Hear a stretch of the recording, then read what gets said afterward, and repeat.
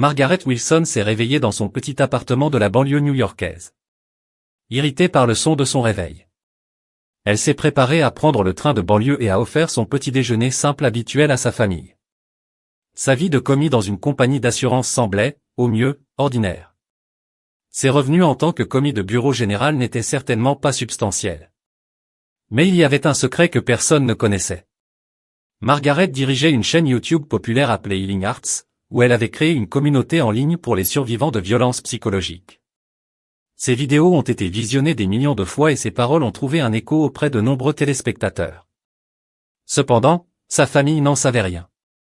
Son père, Robert, était un promoteur immobilier prospère. Il possédait de vastes étendues de terrain dans le nord de l'État de New York et avait développé une zone résidentielle de luxe après l'autre.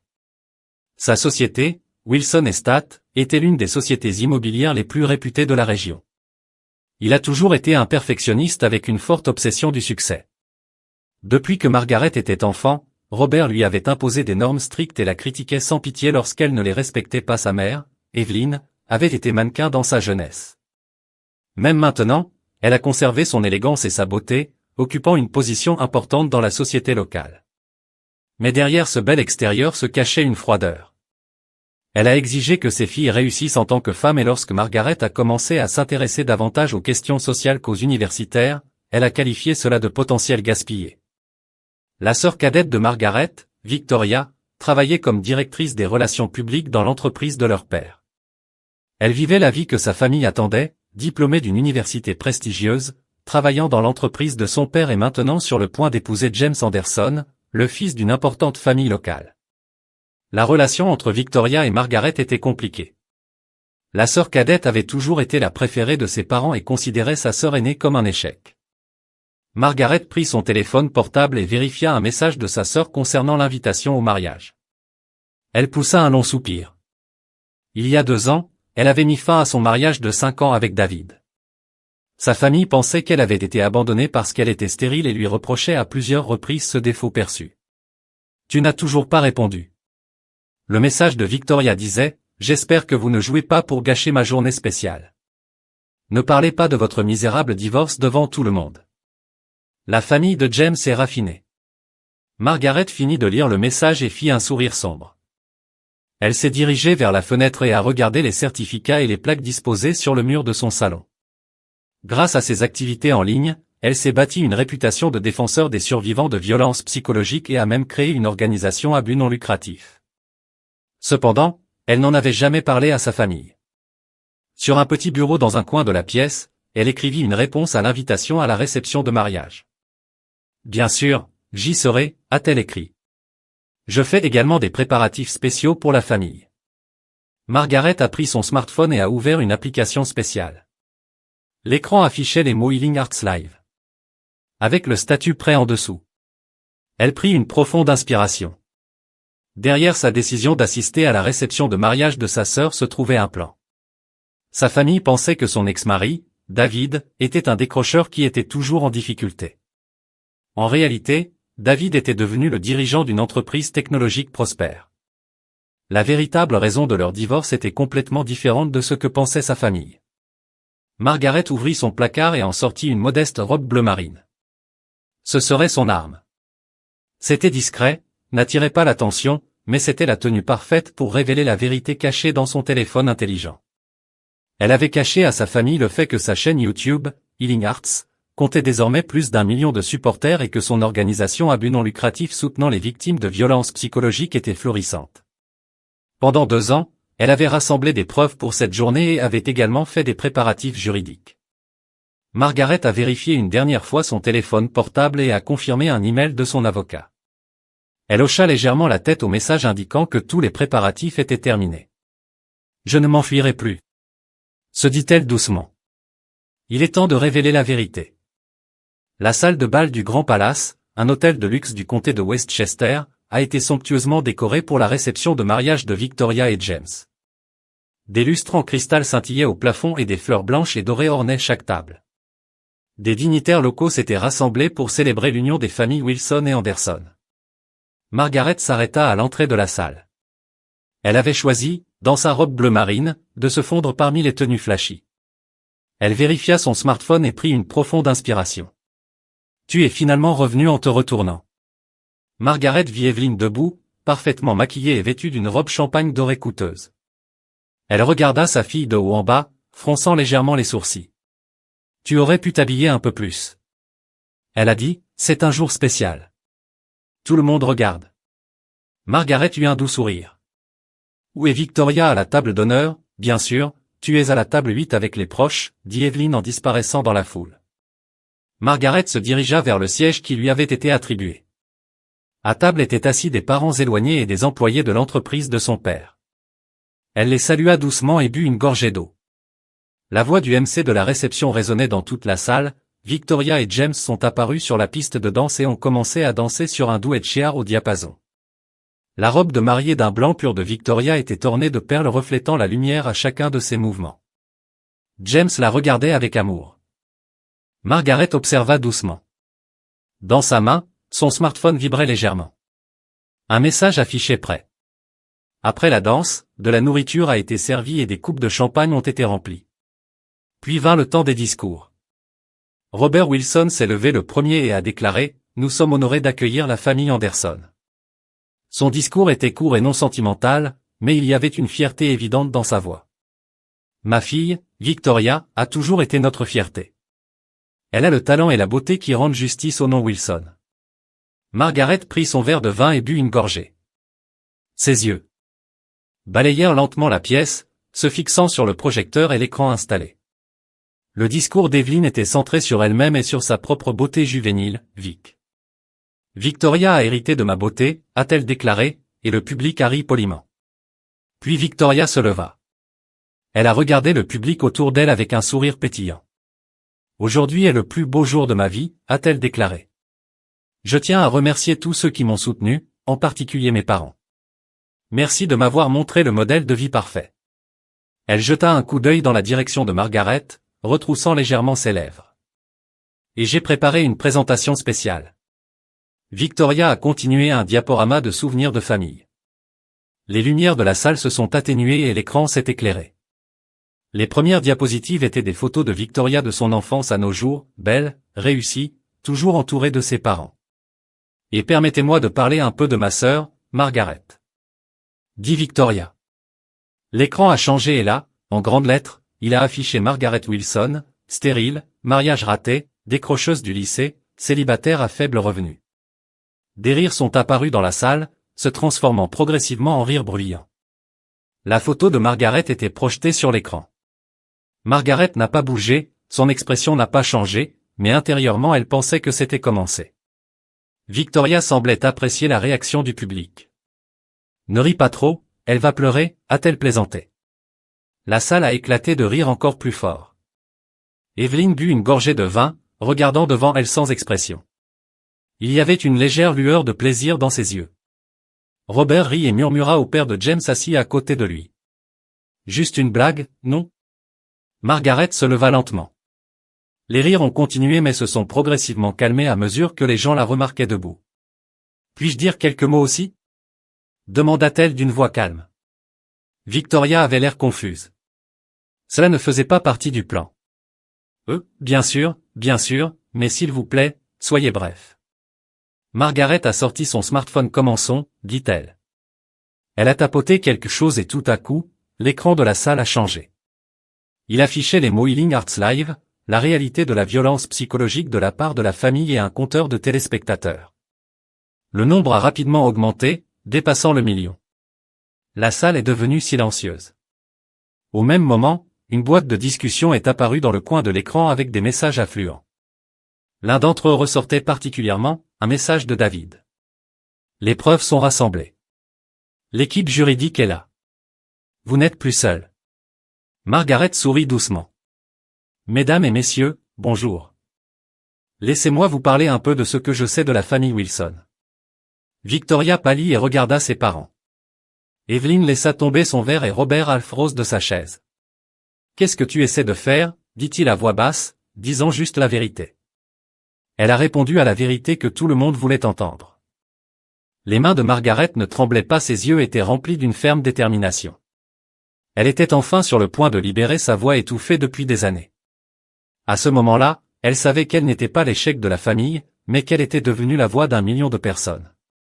L'écran du smartphone a continué à diffuser la diffusion en direct et les commentaires ont continué à augmenter. Le silence dominait la pièce. Margaret se tenait au centre de la salle, le dos droit.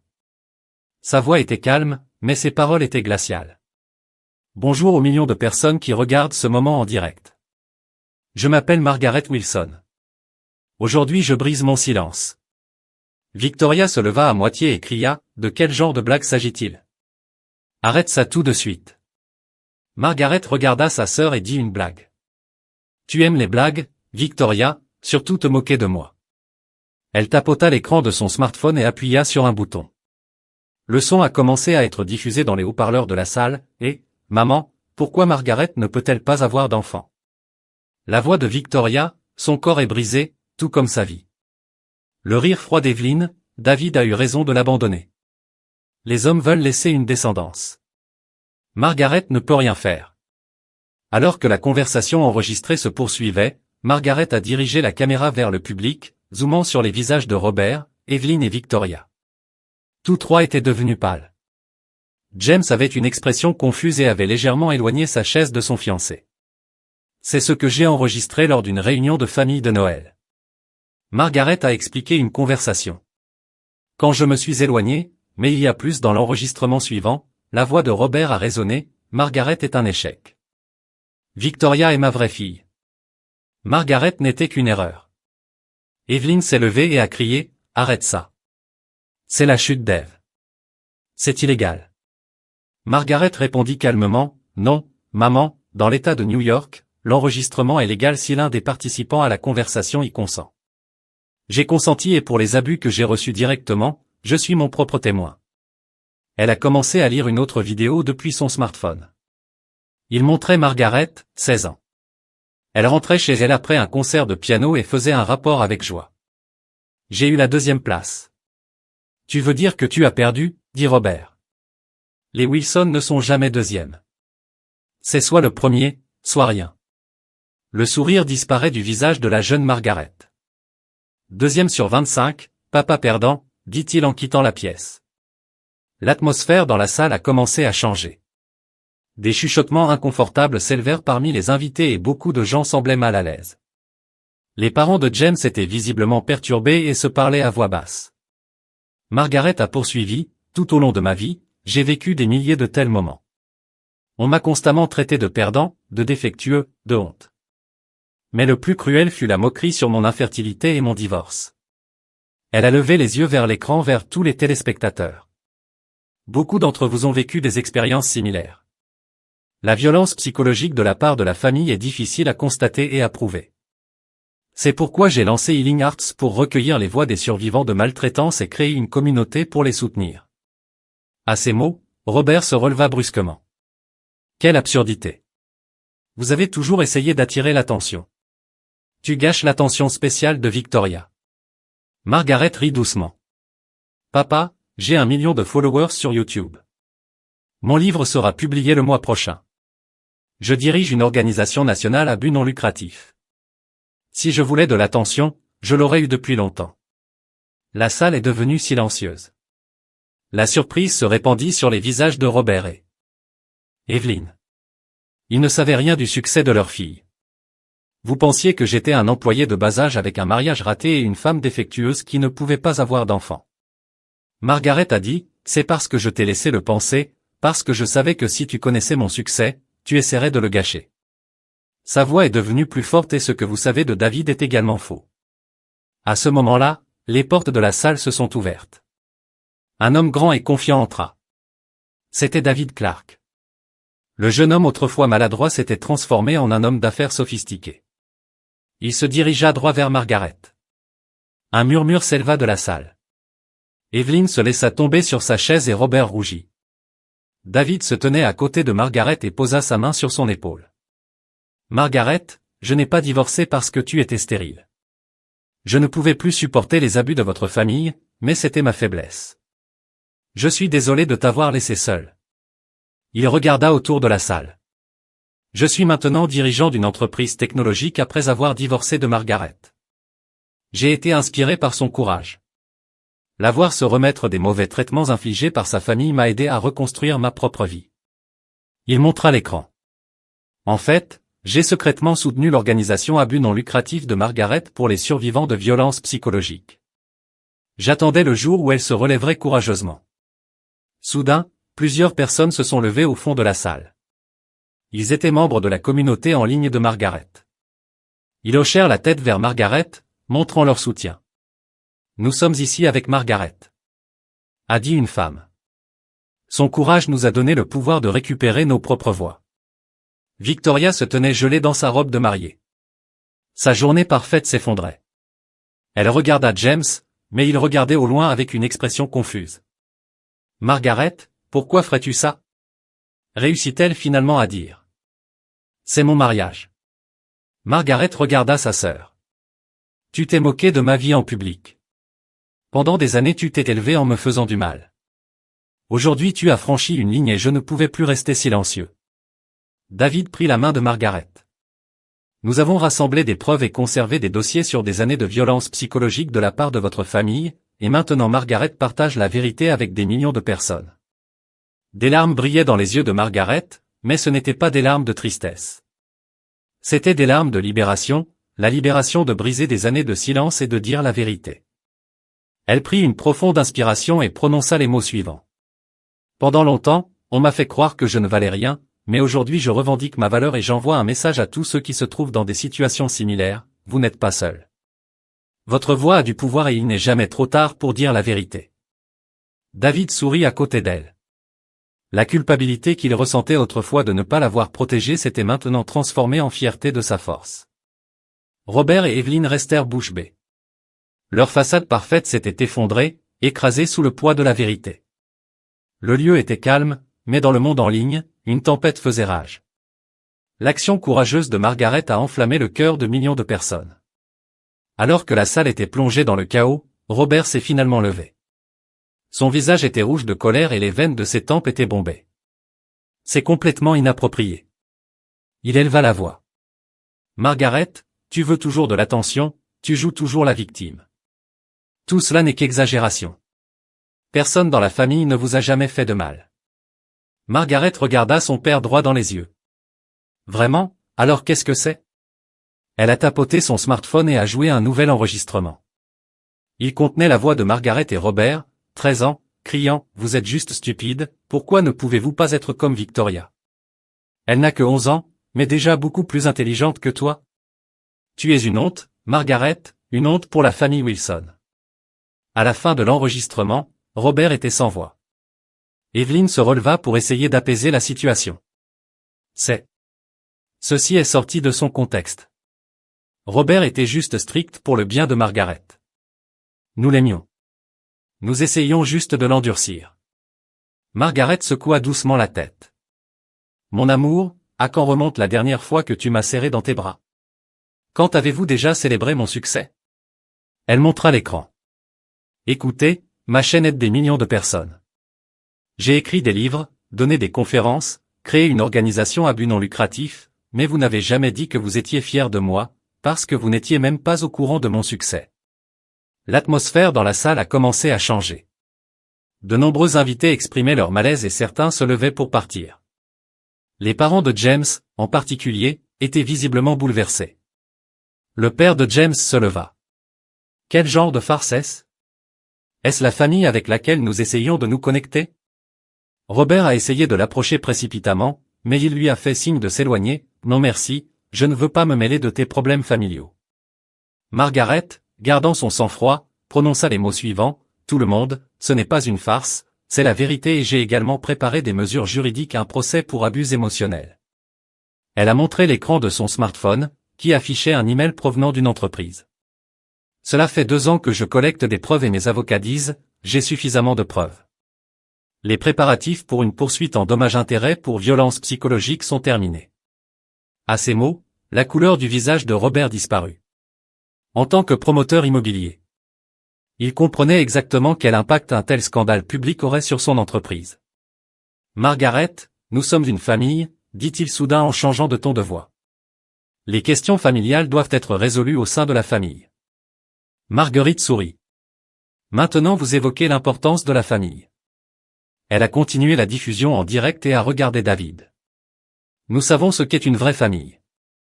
Ce ne sont pas des liens de sang, mais des liens entre des gens qui se respectent et se chérissent. À ce moment-là, un développement inattendu se produisit. James se leva et s'éloigna pas à pas du côté de Victoria. Il s'est approché de Margaret.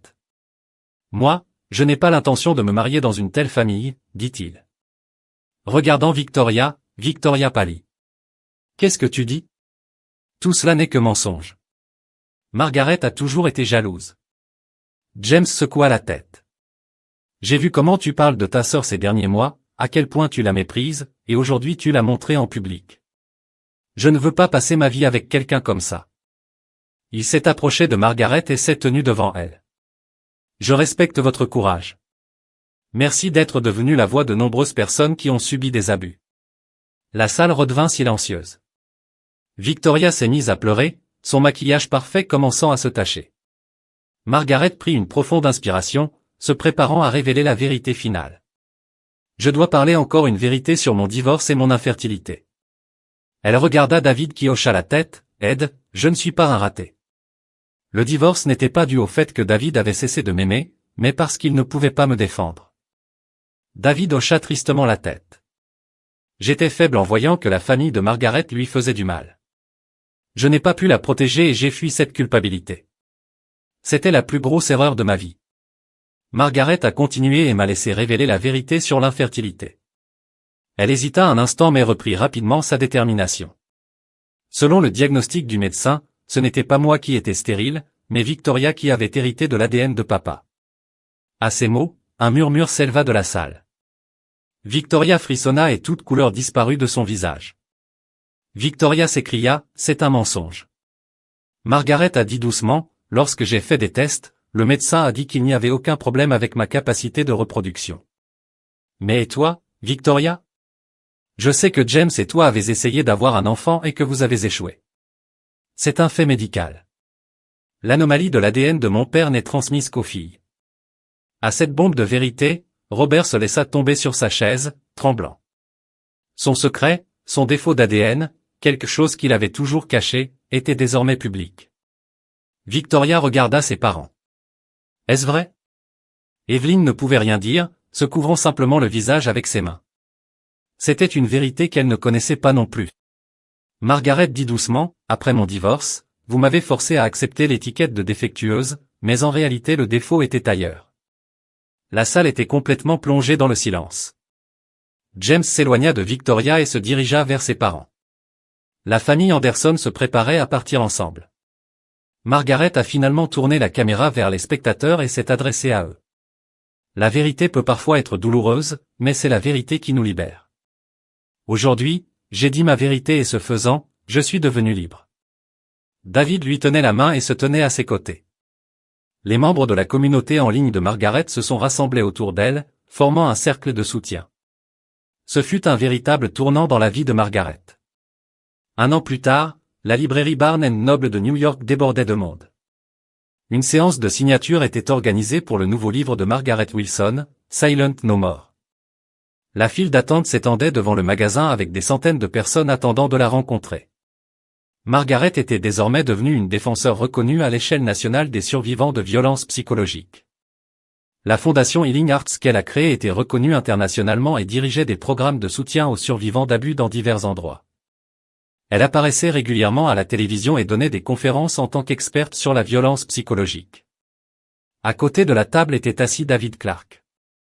Bien qu'ils ne se soient pas remariés, ils étaient liés par une profonde amitié et une compréhension mutuelle. Ensemble, ils ont dirigé Healing Hearts, chacun tirant parti de ses forces pour développer l'organisation et la préparer pour la prochaine tournée de conférences. David a demandé pendant un moment calme. Margaret sourit, oui, tout va bien, depuis la Californie et dans 12 villes. Après la signature, Margaret est retournée à son bureau, situé dans une pièce d'un gratte-ciel de Midtown, offrant une belle vue sur Central Park. En regardant par la fenêtre, elle pensa aux changements survenus l'année dernière pour la famille Wilson. Cette réception de mariage avait été le début de la fin. La société immobilière de Robert, Wilson Estate, avait perdu sa réputation et avait été contrainte de réduire ses effectifs. Après que son comportement abusif se soit répandu en ligne, de nombreux partenaires commerciaux ont rompu leurs liens avec lui. Robert était désormais devenu un homme solitaire, loin de son attitude autrefois confiante. Evelyn s'était éloignée de la société. Beaucoup de ses anciens amis l'évitaient et les invitations avaient considérablement diminué. Après avoir révélé la laideur derrière son apparence parfaite, elle avait perdu sa place, une Victoria. Ses fiançailles avec James avaient été rompues et elle avait quitté l'entreprise de son père et déménagé dans une autre ville. Margaret entendait parfois des rumeurs à son sujet, mais il n'y avait aucun contact direct. Les pensées de Margaret furent interrompues par un coup de son assistante. « Margaret, quelqu'un veut te voir. » La porte s'ouvrit et Victoria se tenait là. Elle n'était pas habillée avec sa tenue flashy précédente mais portait un jean simple et un pull. Son visage n'était presque pas maquillé et il y avait des signes de fatigue sous ses yeux. « Puis-je entrer ?» demanda Victoria avec hésitation. Margaret, bien que surprise, lui indiqua une chaise, « S'il vous plaît. » Victoria s'assit lentement et croisa les mains sur ses genoux. « J'ai lu ton livre, » elle a dit que c'était merveilleux. Margaret ne dit rien, attendant que sa sœur continue. « Moi, Victoria, j'ai trébuché sur ces mots et j'ai pris une profonde inspiration. Je suis venue m'excuser pour tout ce que je t'ai fait. » A-t-elle continué avec les larmes aux yeux. Je vois également un conseiller professionnel et j'ai réalisé que je recevais le même traitement de la part de papa. Je te ciblais juste pour éviter de devenir moi-même une cible. Sa voix tremblait. J'essayais de me protéger en te faisant du mal. C'était lâche, terrible et impardonnable. Margaret sentait des émotions contradictoires tourbillonner dans sa poitrine, des années de douleur, de colère et un amour complexe pour sa sœur. La guérison prend du temps, Victoria, dit-elle finalement. Mais ce n'est pas impossible. Victoria avait l'air pleine d'espoir. Vraiment, je ne sais pas si nous pouvons construire une relation de confiance. Encore une fois, dit honnêtement Margaret, mais cela vaut la peine d'essayer, surtout si vous essayez de vous faire face. Les deux ont commencé à parler de la possibilité de cette nouvelle relation dans le cadre d'un accord discret.